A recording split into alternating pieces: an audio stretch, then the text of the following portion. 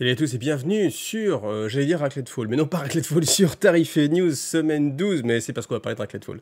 Donc, on va regarder déjà bien sûr les nouveautés chez Games Workshop, donc en précommande à la fin de cette semaine. Donc, on a bien sûr ce qui reste en Eldari, donc l'avatar de Ken. Alors, l'avatar de Ken, c'est intéressant parce que c'est vraiment une figurine qui est assez grosse, et je me disais à quel prix allait-il être. Donc, on peut se faire le petit sondage en commentaire. Regardez, dites-moi, mettez votre pronostic. Combien il va coûter selon vous? Voilà, on fait pause. Voilà, maintenant que vous avez répondu à la question. Alors, le prix de l'avatar de Ken, ça va être 80 €. Et 80 € après l'augmentation à notre période, dans un monde économique où c'est un petit peu compliqué, où tout coûte cher. Je trouve que 80 €, franchement, c'est un prix qui se vaut. Et je pense que c'est un prix qui est très honnête, surtout quand on voit la taille de l'avatar. Je m'attendais vraiment à plus. Honnêtement, moi, j'aurais misé sur un petit 95, un petit 110, quoi, des choses comme ça. Bon, ça m'aurait pas plus étonné que ça, vu le climat actuel. 80 €, honnêtement, bon bah voilà, c'est pas mal. C'est une figurine assez emblématique, une figurine qui fait plaisir, donc voilà. Ensuite, on a les Shining Spear. Donc Shining Spear, elles, leur prix va être de 50 € pour les lances étincelantes. Voilà, donc 3 motojets, 50 €. C'est des figurines qui sont assez sympathiques sur les motojets. En fait, les motojets, j'avoue que j'aime bien. Je trouve qu'elles sont bien réussies. Après, au niveau du look, je trouve que là, sur la peinture, il manque peut-être quelques petits éléments pour changer un petit peu. Là, c'est peut-être l'effet peinture, mais on a trop de blanc comme ça sur les épaulettes. Là, on a la grosse épaulette sur le dessus qui vient un petit peu gâcher, je trouve, l'harmonie, en fait, le côté rapide. Alors peut-être qu'il y a le côté chevalier, je donne un coup d'épaule quand on fait des joutes, mais bon, je les vois vraiment pas sur ce style-là. Autant un guerrier de feu, quand il a une grosse épaulette, c'est très très cohérent parce qu'il se met comme ça pour tirer. Là, sur les lances écarlates, bon, je pense que étincelantes, pardon. Voilà, pas trop de ce besoin. Voilà, toujours le petit drapeau derrière. Voilà. Figurines qui sont quand même assez sympathiques. En tout cas, la moto, moi j'aime beaucoup. Je pense qu'il y a des belles choses à faire avec cette moto. Y compris pour les joueurs de Battlefield Gothic pour faire des vaisseaux spatiaux, hein, s'il y en a encore. Ensuite, on a le Tark. Donc le Tark, lui, va être à 31,50 €.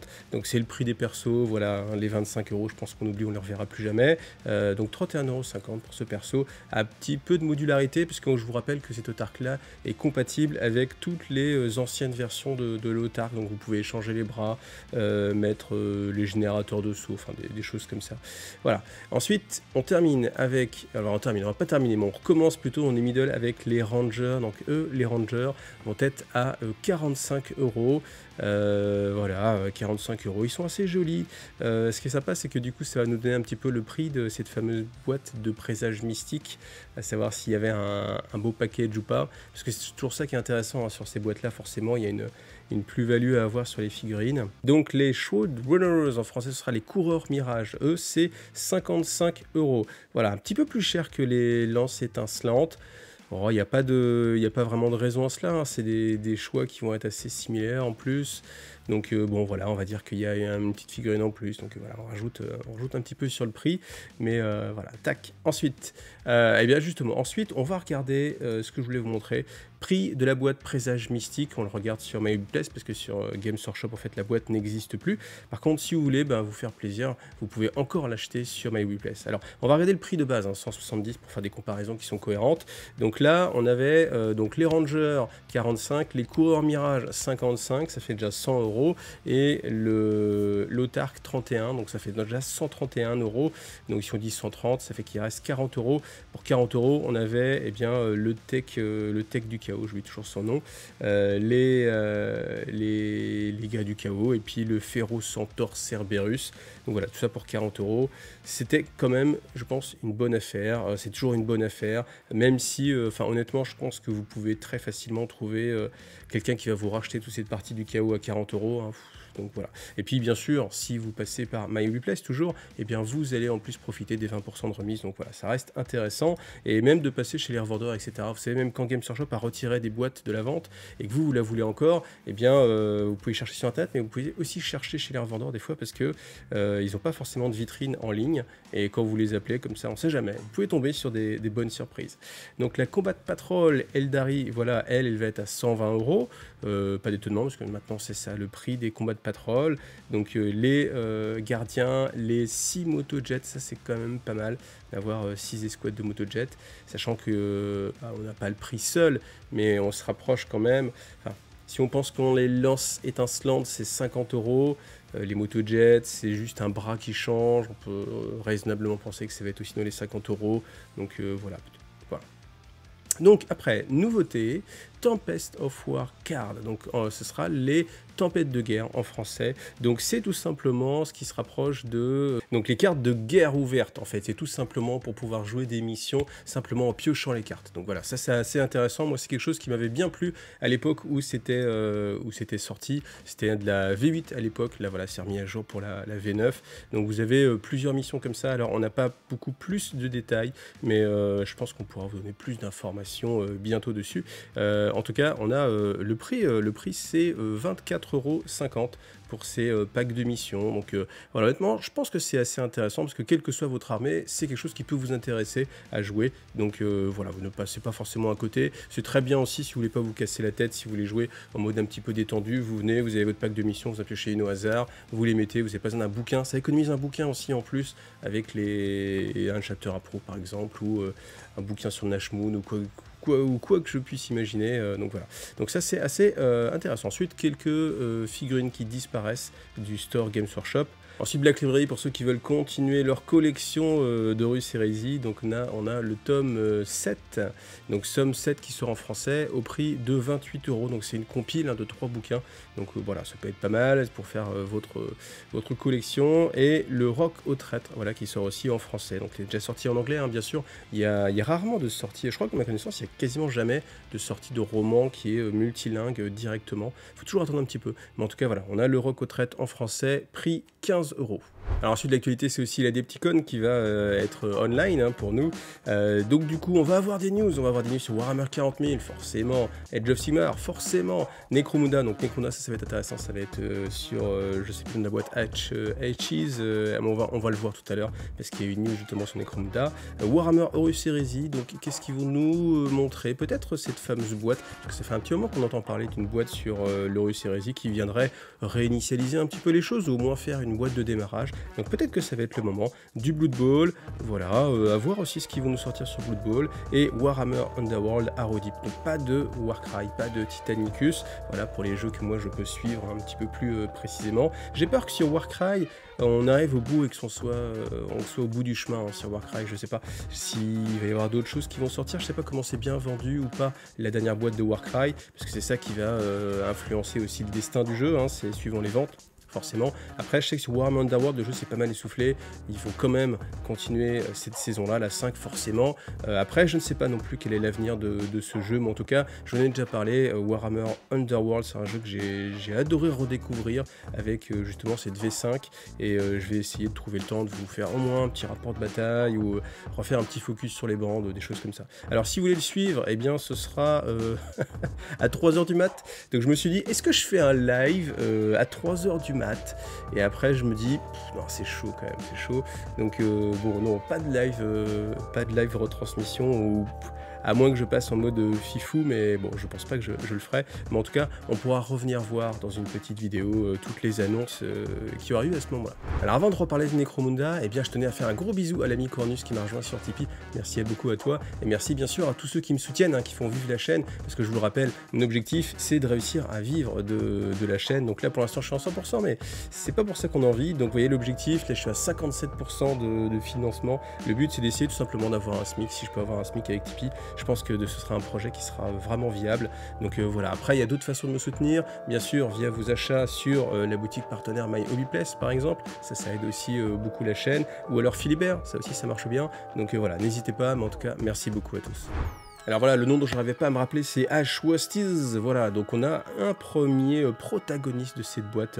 J'allais dire un ennemi, mais pas forcément un ennemi, hein, ça dépend dans quel camp vous êtes. Hein. Si vous êtes dans le camp des joueurs qui sont dans le World Train, c'est bien sûr un ennemi, sinon c'est un allié, voilà, forcément.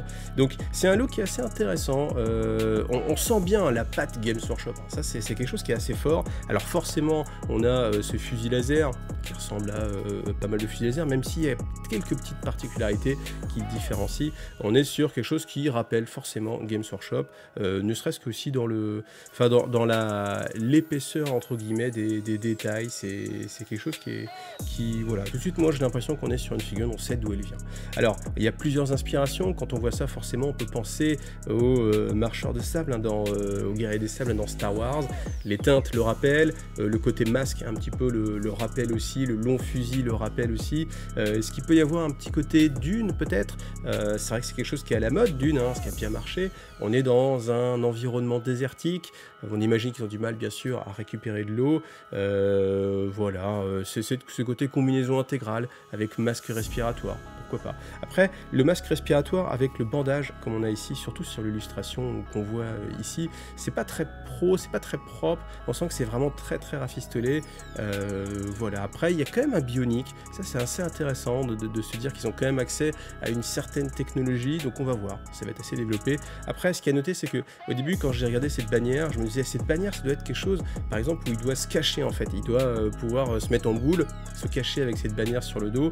Ça peut faire une sorte de rocher, et puis après au final quand on regarde l'illustration on s'aperçoit que non, c'est vraiment une sorte de petite bannière comme ça en haut, vraiment le terme bannière.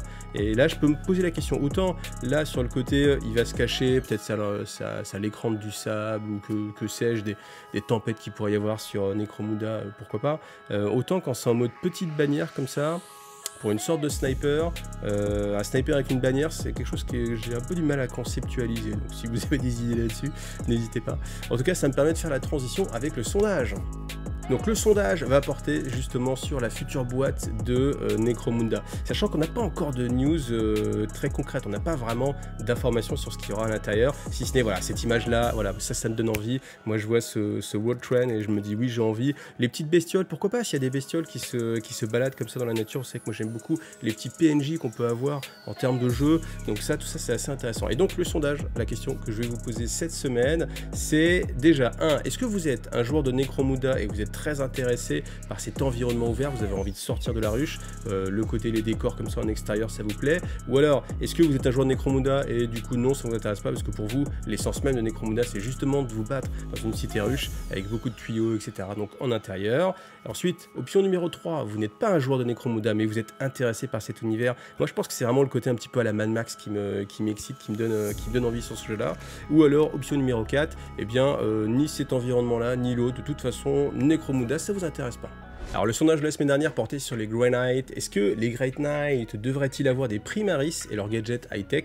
Vous êtes mitigé parce qu'on est à 42% de oui, c'est assez logique, et 58% donc non, et c'est logique aussi. Donc souvent ce qui a été mis en avant pour le camp qui a gagné, donc on va dire on est presque sur du 60-40 quand même malgré tout, et bien c'était que les Grey Knights ne dépendaient pas déjà des gènes des Primarchs, étant donné que leurs gènes venaient sans doute de l'empereur, donc ce qui faisait que Belisarius Cawl n'avait pas pu travailler en fait sur le patrimoine génétique des Grey Knights, et c'est pour ça qu'il n'avait pas pu développer d'armes spécifiques à eux. Alors moi d'un autre côté je me dis quelle serait la logique par exemple d'ignorer l'existence des répulseurs, mais bon ça c'était aussi dans l'idée où les répulseurs, les Space Marines de base pouvaient monter dedans, ce qui n'est pas possible, on ne sait pas pourquoi, mais voilà, bon, il y a une raison très inavouable, mais voilà, juste purement marketing, hein, c'est clair, mais si, en fait c'est aussi ça l'idée, hein. Je sais plus, quelqu'un m'avait dit de toute façon en fait il n'y a pas à se prendre la tête, les Primaris ils ont juste là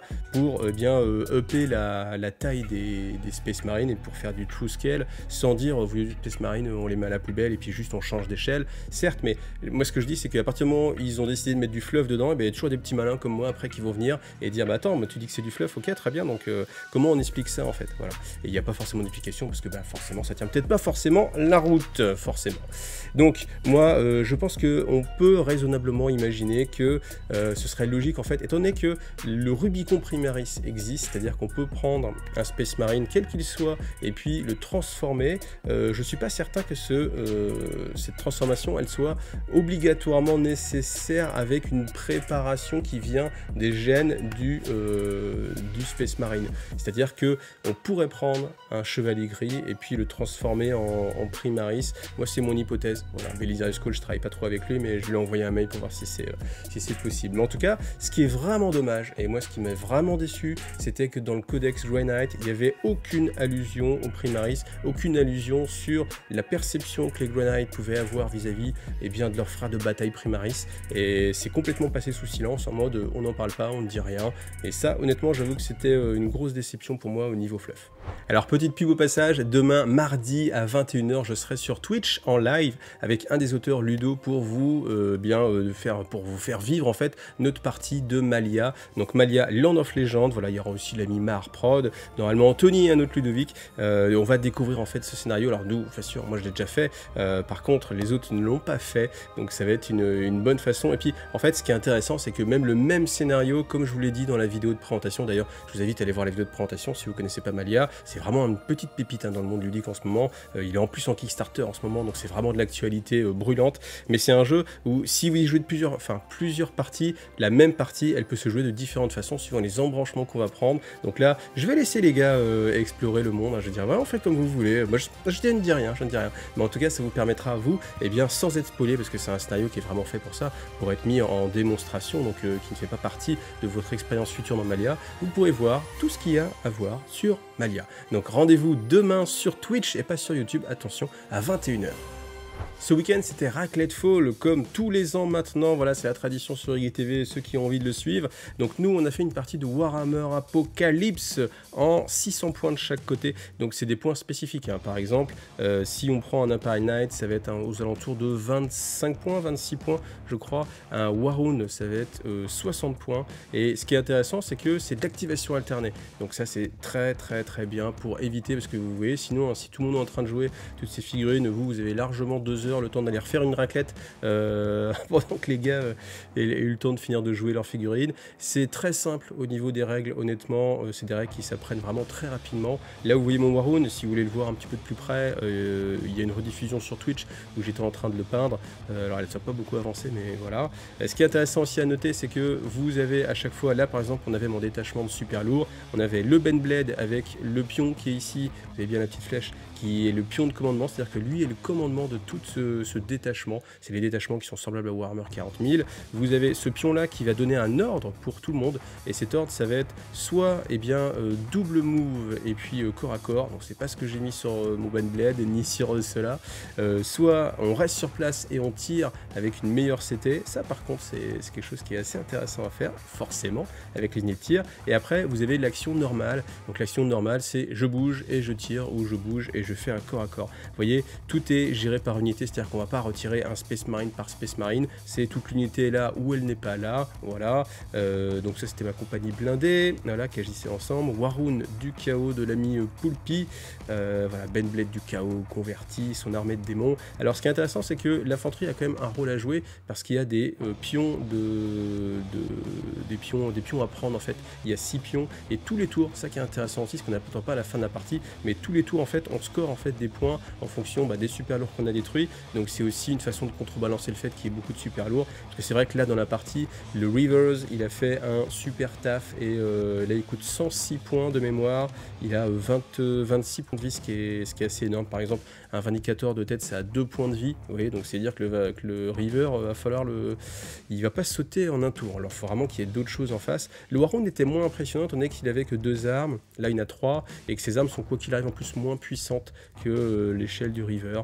Mais je vous disais que l'infanterie avait quand même un rôle à jouer, parce qu'elle pouvait capturer en fait les zones les petites zones d'intérêt. Voilà, donc là on les a mis sur la raclette, donc passe. Le Warhound qui se faisait... Alors ce qui était amusant dans cette photo, et je crois que la dernière photo ça va être ça aussi, c'était que, alors vous voyez là on voit en fait tous les pions, comment ça se passe en fait, vous allez faire des tirs et l'adversaire va pas sauvegarder directement, on va attendre la fin complète des 2 joueurs avant de faire des sauvegardes, et le Warhound on pensait le coucher, et en fait il a fait toute la partie, parce que il a réussi à faire des belles sauvegardes, et c'est ça qui est intéressant aussi, c'est qu'il y a cette gestion de savoir est-ce que c'est suffisant? Est-ce qu'on dépense encore des ressources, donc des tirs, du corps à corps, pour remettre des pions impact?